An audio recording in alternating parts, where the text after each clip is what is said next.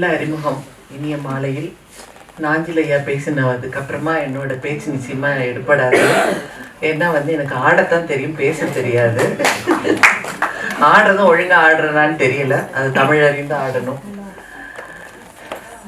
செந்தமிழே உயிரே நருந்தேனே, செயலினை மூச்சினை உனக்களித்தேனே, நைந்தாய் எனில் நைந்து போகும் என் வாழ்வு, நன்னிலை உனக்கெனில் எனக்கும் தானே என்று அரூபமாக இருந்து இன்று உங்களை ஆற்றுப்படுத்தி வரும் எனது அன்பு சகோதரரும் நண்பருமாகிய திரு பாலரமணி ஐயா அவர்களின் பாதம் தொட்டு வணங்கி இந்த ஒரு அழகான கவிதை நினைவேந்தல் விழாவினில் நானும் ஒரு சிறியவளாக பங்கேற்பதற்கான ஒரு வாய்ப்பை நல்கிய அத்துணை நல் உள்ளங்களுக்கும் எனது அன்பு சகோதரி தோழி கவிஞர் ஆண்டாள் பிரியதர்சினி அவர்களுக்கும் எனது மனமார்ந்த நன்றியையும் வணக்கத்தையும் முதற்கண் தெரிவித்துக் கொள்கின்றேன். அதே போல் இந்த மேடையில் தனது சொல்லாற்றலால் அலங்காரம் செய்துவிட்டு புறப்பட்டிருக்கும் எனது அன்பு சகோதரர் அவர்களுக்கும், இன்னும் ஒரு நாஞ்சில் அலை வீச இருக்கும் அன்பு சகோதரருக்கும், ஏனைய மேடை வீற்றிருக்கும் பெருந்தகை இருக்கும் எனது வணக்கங்களை தெரிவித்துக் கொள்கின்றேன். அறம் செய்த கையும் ஓயும், மக்களை அன்பால் தூக்கி புறம்போன காடும் ஓயும், செந்தமிழ் புலவர் சொல்லின் திறம் கேட்ட காதும் ஓயும், செயல் கண்ட கண்ணும் ஓயும், மறவரை சுமக்கும் என்ற மனம் மட்டும் ஓய்தல் இல்லை. பாரதிதாசனோட வரிகள் உங்களுக்காக எழுதியிருக்கார் போல இருக்கு. அந்த நினைவு சுமக்கும் அந்த மனம் வேற எதன் வாயிலாக தனது அன்பை நிறைவு செய்து விட முடியும் அல்லது வெளிப்படுத்தி விட முடியும்? அந்த அன்பு என்பது காதல், மிகுந்த காதல். நான் மிக நீண்ட ஆண்டுகளாக ஆண்டாள் பிரியதர்சினி அவர்களையும் திரு பாலரமணி அவர்களையும் அறிவேன். எனது வெற்றியின் வாழ்க்கை தொடக்கத்தில் இருந்து என்னை பார்த்து வளர்த்து எனது வெற்றியை தனது வெற்றியாக கொண்டாடிய குடும்பத்தினர், கவிஞர் ஆண்டாள் பிரியதர்சினி அவர்களது குடும்பத்தினர். உண்மையில் பாரதிதாசன் அவர்களது வரிகளில் அந்த மறவரை சுமக்கும் என்ற மனம் மட்டும் ஓய்தல் இல்லை என்பது இனியும் நீங்கள் கவிதையை சுமக்க வேண்டும், கலையை சுமக்க வேண்டும், தமிழை சுமக்க வேண்டும் என்பதன் ஒரு அவாவைத்தான் பாலரமணி, இளம் அழகர். வடமொழி சொல்லில் பாலரமணி என்றால் தமிழில் இளம் அழகர், உண்மையில் மென்மையான ஒரு மனிதர்.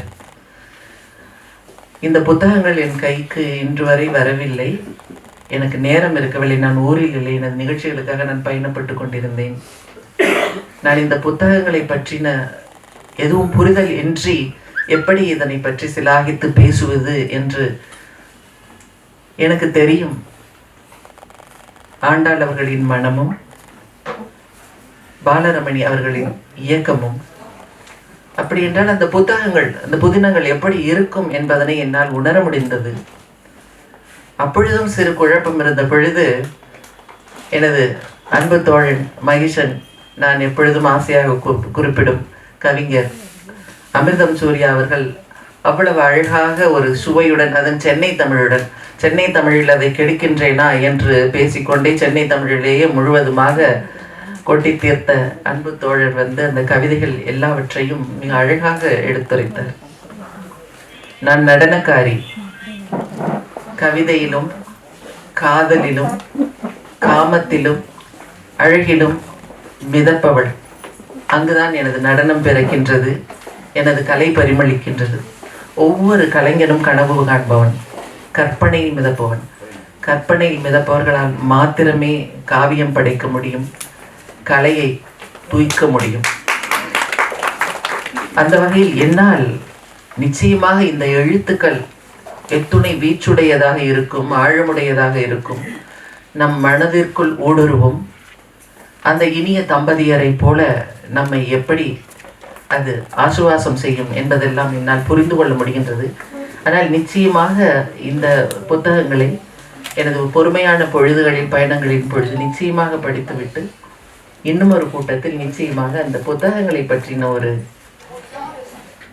விளக்க உரையை செயல் விளக்கமாக நிச்சயமாக நான் எடுத்துரைப்பேன். இங்கும் எனக்கு பாரதிதாசன் துணைக்கு வருகின்றார். புது மலர் அல்ல, காய்ந்த பொற்கட்டை அவள் உடம்பு, சதிராடும் நடையல் அல்ல, தள்ளாடி விழும் மூதாட்டி, மதியல்ல முகம் அவளுக்கு, வரல் நிலம், குழிகள் கண்கள், எது எனக்கு இன்பம் நல்கும், இருக்கின்றாள் என்பதொன்றை. எத்தனை பெரிய வார்த்தை! இங்க எது தீர்மானிக்கும்? அழகு தீர்மானிக்குமா? நிறம் தீர்மானிக்குமா? உயரம் தீர்மானிக்குமா? குலம் தீர்மானிக்குமா? சாதி தீர்மானிக்குமா? மதம் தீர்மானிக்குமா? மனிதம் தீர்மானிக்குமா? காதல் மட்டுமே தீர்மானித்திருக்கிறது இந்த தம்பதியரை. அதன் ஒரு படைப்பு தான் இந்த நூட்கள். எத்தனை ஒரு காதல் வயப்பட்ட ஒரு வாழ்க்கை இது! என்ன ஒரு திருநங்கை தோழிக்கு எப்படி காதல் தெரியும், காமம் புரியும்? நீங்கள் எதிரில் இருக்கும் உங்களது எதிராளியை பார்த்து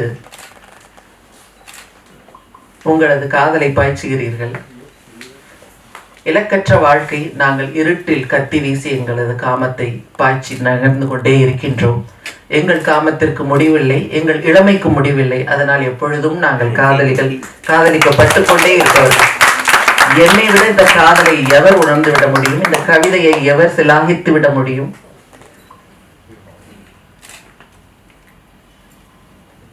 ஆடும் பொழுது வயப்படுவேன், பரப்பேன். என்னிடம் ஒரு ஆங்கில நிருபர் எனது பேட்டியின் பொழுது கேட்டார். மிகுந்த எனது பேட்டி முடிந்த நிகழ்வில், நீ எதனை ஒரு இறுதியான இன்பமாக நினைக்கின்றாய், அல்லது உனது ஆடலில் நீ எதனை ஒரு அறுதி அல்லது முடிவு அல்லது எதன் நிறைவு என்று கூறுகின்றாய் என்று கேட்டார். நான் கூறினேன், இந்த உலகில் எத்துணை மயக்கம் கொடுக்கும் லாகிரி வஸ்துக்கள், மயக்க பொருட்களை உட்கொள்ளுபவன் எவனோ அவனை என்னிடம் அழைத்து வாருங்கள், அவனை நான் ஜெயித்து காட்டுவேன் எனது ஆடலில். அத்தனை ஒரு மயக்கம் மிக்க ஒரு கலை. உண்மையில் இது தற்பெருமை அல்ல, அல்லது குழந்தைத்தனமாக கூட இருக்கலாம். உங்களுக்கெல்லாம் ஆடத் தெரியவில்லையே என்று நான் கேலியாக கூட என் மனம் நினைக்கும். ஏனென்றால் நான் அனுபவித்து வரும் அந்த பரவசத்தை நீங்கள் அனுபவிக்கவில்லையோ என்று நீங்கள் ரசிக்க முடியும், ஆனால் நர்த்தகியாக முடியாது அல்லவா? எங்கு நான் நர்த்தகியாகின்றேன்? இது போன்ற கவிதைகளை, எழுத்துக்களை, படைப்புகளை, பேச்சுக்களை, உரைகளை, நூட்களை கடந்து கடந்து கடந்து கடந்து போகும் பொழுது எனது வாழ்க்கைக்கு ஒரு அர்த்தமும் பொருளும். அந்த பொருளாக இருக்கக்கூடிய தோழமைகள் இலக்கிய வட்டாரங்களில் எனது நடனக்கலை நண்பர்களுக்கு தெரியாது. எனக்கு நடனக்கலை ரசிகர்களை விட அதிகமான ரசிகர்களும் தோழமைகளும் இலக்கிய வட்டாரத்தில் தான் இருக்கின்றார்கள் என்பது. இதில் என்ன வேடிக்கை என்றால், எனது முகநூல் பக்கத்தில் கூட நிறைய நீங்கள் அவதானித்தீர்கள் என்றால் ஒரு அனுமானத்திற்கு வர முடியும். அங்கு எந்த ஒரு நடன கலைஞரையும் நான் உள்நுழைய விட்டிருக்க மாட்டேன். ஏனென்றால் எனது சகோதரர் ஆரூராருக்கு நிச்சயமாக தெரிந்திருக்கும். இங்குதான் இலக்கிய மேய்வேன், கடலை நாய் நக்கி குடித்து விட வேண்டும் என்று நினைக்கும் அவாவாக கடலின் முன் காத்திருப்பது போல ஆடுவது என்னவோ இலக்கியம்தான். ஆனால் அந்த இலக்கியவாதிகளுடன் நமக்கும் அந்த உரசல் ஸ்பரிசம் இருக்குமானால் ஒருவேளை எனது நடனம் கூட இலக்கிய பூர்வமாக தமிழாய்ந்து அமைந்து விடுமோ என்ற ஒரு ஆசைதான் எனது இத்தனை பெரிய நல்ல உள்ளங்களை சந்தித்து கொடுத்திருக்கின்றது. அதுபோல நான் திரு பாலரமணி அவர்களது இரங்கற் கூட்டத்திற்கு எனக்கு வர மனம் ஒப்பவில்லை. தூங்குவது போல சாக்காடு. நாம் எல்லோருக்குமே அந்த ஒரு நாள் உண்டு. நான் எனது தோழியிடம், சகோதரியிடம் அதைத்தான் கூறினேன். இது நாள் வரையில் பாலரமணி அலுவலக வேலையாக எங்கோ சென்றிருக்கின்றார், அல்லது இதோ வீட்டில் அந்த அறையில் அவர் இருக்கின்றார், இந்த அறையில் நான் இருக்கின்றேன். அல்லது நாங்கள் இருவரும் பொழுது வெளியே போகப் போகின்றோம் என்று எத்தனையோ விதமான கிடக்கைகள். ஆனால் இப்பொழுது அவரை எங்கும் விடவில்லை. இருக்கும் பொருளுக்கு எப்பொழுதுமே பார்த்து கொள்ளலாம் என்ற ஒரு சாய்வு நமக்கு இருப்பது மனித இயல்பு. இப்பொழுது அத்துணையையும் அவர் உள்ளத்திற்குள் பூட்டிக் கொண்டார். பாலரமணி அவரது உடல், உணர்வு, உயிர் முழுவதுமாக நிரம்பி விட்டார். இனி எப்படி பிரிவார்? பிரிவு என்பது இல்லை ஆண்டாள், பிரிவு கிடையாது. நீங்கள் அழுதால் நான் எங்கு அழ? எதனை நினைத்து அழ? குழந்தை பருவம் முழுவதும் அத்துணையும் காணல் நீரான வாழ்க்கை. அம்மா, அப்பா, குடும்பம், சகோதரர்கள், நட்பு அனைத்துமே காணல் நீரான பொழுதுகளில் காணல் நீருக்குள் துளாவி துளாவி துளாவி ஏதோ இருக்கின்றது என்று நான் கூறியது போல இருட்டில் கத்து வீசுவது போலத்தான் வாழ்க்கையை கடந்து கொண்டிருக்கின்றோம். இலக்கு இருக்கும் வாழ்க்கைக்கு ஒரு பொருள் இருக்கும். இலக்கே இல்லாத வாழ்க்கையை கட்டமைப்பது எளிதல்ல. எந்த இலக்கும் இல்லாத பொழுது எப்படியும் வாழலாம் என்ற ஒரு நியதி இருக்கின்றது. எங்களுக்கு அளவற்ற சுதந்திரம் திருநங்கை இருக்கு, கேட்பாரும் இல்லை. எங்கள் மதுரை வழக்கத்தில் சொல்லுவதென்றால், போன மாடை தேடுவாரும் இல்லை, வந்த மாடை கட்டுவாரும் இல்லை என்பது போன்ற ஒரு நிலைப்பாடு. நான் நினைப்பேன் எப்பொழுதுமே, அளவற்ற சுதந்திரம் இருக்கும் இடத்தில் நமக்காக விதித்து கொள்ளும் அந்த சுதந்திரம்தான், அந்த கட்டுப்பாடுகள் தான் அந்த அளவற்ற சுதந்திரத்தின் சுவையை ரசிப்பதற்கு நமக்கு வாய்ப்பை ஏற்படுத்தி கொடுக்கும், மகிழ்ச்சியை ஏற்படுத்தி கொடுக்கும். அதுபோல் அந்த காதலையோ காமத்தையோ இயலாமையோ பார்த்து பார்த்து தேடி தேடி இப்படி இருந்து விடுமோ அப்படி இருந்து விடுமோ என்று இன்று சகோதரர் லியோனி அண்ணா அவர்கள் எத்தனையோ பாடல்களில் அவர் கூறியது போல எத்தனையோ பாடல்கள் எங்களையும் கூட மனதை வயப்படுத்தி இருக்கின்றது. உங்கள் கவிதையாக கூட இருக்கலாம். எப்பொழுதோ இந்த புத்தகங்களை நான் படிக்கும் பொழுது அதில் ஏதோ ஒரு வரி எனது காதலை தீர்க்கலாம், எனது காமத்தை பொசுக்கலாம், எனக்கு கூட சாய ஒரு தோள் கொடுக்கலாம். உண்மையில் இதுதான் இன்றைய ஒரு நிலைப்பாடு. அப்பர் திருத்தாண்டகத்தில் நான் வழக்கமாக ஆடும் வழக்கம் எனது நடனத்தில், முன்னம் அவனுடைய நாமம் கேட்டால், மூர்த்தி அவன் இருக்கும் வண்ணம் கேட்டால், பின்னை அவனுடைய ஆரூர் கேட்டால், பெயர்த்தும் அவனுக்கே பிச்சியானாள், அன்னையையும் அத்தனையும் அன்றே நீத்தால் அகன்றால் அகலிடத்தார் ஆச்சாரத்தை, தன்னை மறந்தால் தன் நாமம் கெட்டால், தலைப்பட்டால் நங்கை தலைவன் தாளை.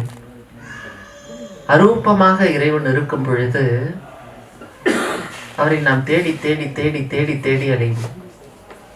எங்க இருக்கிறார் சிவம்? புடுக்குநாதம் எங்கிருந்து கேட்கின்றது, சங்கொலி எங்கிருந்து கேட்கின்றது என்று அந்த தலைவி தேடுவாள். எங்கோ இருந்து என்னை அலைக்கழிக்காதே என்பாள். நீங்கள் பாலரமணியை இப்பொழுது துளாவுவது போல புடுக்கொலி சுற்றி சுற்றி வந்து பார்த்தால் அருகாமையில் கேட்கும், இன்னும் அருகாமையில் கேட்கும், இன்னும் அருகாமை, இன்னும் அருகாமை என்று பார்த்தால், அட ஈசா, புடுக்கொலி என் இதயத்துக்குள் தான் கேட்கின்றது. சங்கொலி எனது மூச்சில் தான் இருக்கின்றதா? எனக்குள்ளேயே உன்னை வைத்துக் கொண்டு இருக்கும் இடத்தை விட்டு இல்லாத இடத்தில் உன்னை தேடி அலைந்தேன் என்று உன்னை கண்டுவிட்டேன், எப்படி கண்டு வெளியே எடுப்படுது என்ற பொழுது உள்ளுருகி உள்ளுருகி உள்புகுந்து உட்புகுந்து உட்புகுந்து உட்புகுந்து உட்புகுந்து சிவத்தை தேடும் பொழுது முடிவில் அவளே சிவமாகி நிற்கின்றாள். நான் தானடா சிவம் என்று. அதுபோல பாலரமணியாக நீங்கள் மாறும் மாறி, என் சகோதரி சற்று முன் நீங்க வந்த பொழுது கூறினார், அவரை நான் ஆற்றுப்படுத்திய பொழுது, அத்தகைய நான் கூட இப்பொழுது அர்த்தநாரியாகிவிட்டேன் என்று. ஏனென்றால் நான் முதல் கூறினேன் இல்லையா, எங்கோ கணவர் சென்றிருக்கின்றார், இதோ வந்து விடுவார், இதோ அந்த அறையில் இருக்கின்றார், இன்றிரவு பார்ப்போம், நாளை பேசுவோம் என்பதனை விடுத்து உங்கள் உளச்சரைக்குள்ளேயே பூட்டிக் கொண்டீர்கள். நீங்கள் அர்த்தநாரியாகாம உமையொரு பாகனாக ஆகாமல் வேறு எப்படி இருந்து விட முடியும்? அதனால் நிச்சயமாக உண்மையில் அவருக்கான காதலை, அன்பை எப்பொழுதும், ஏனென்றால் இளமை மாறிக்கொண்டேதான் இருக்கும். வயது நாளொன்று போனால் வயதொன்று போகும் என்பது போல ஆனால் உங்களது கனவும் கற்பனையும் கவிதையும் வற்றப்போவதில்லை. காலம் முழுவதும் உங்களுக்கு அனுமதி இருக்கின்றது உங்கள் கள்வரை ஆராதிப்பதற்கு. எழுதி குவியுங்கள், ஒவ்வொரு எழுத்திலும் அவர் வீற்றிருப்பார் என்ற நல்வாய்ப்பிற்கு நன்றி.